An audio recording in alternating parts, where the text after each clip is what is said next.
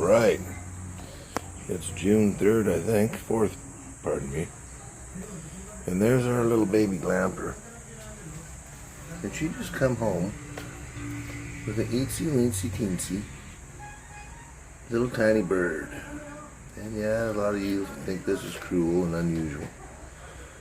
And it might be, but she caught it, she can have it. And it was flapping her wing and chirping. I don't think it's playing dead, but yeah, not even 4 or 5 months old. And she's not exactly camouflaged out there either. So good job. Not letting her take it in the house, but there's Glamper Pamper.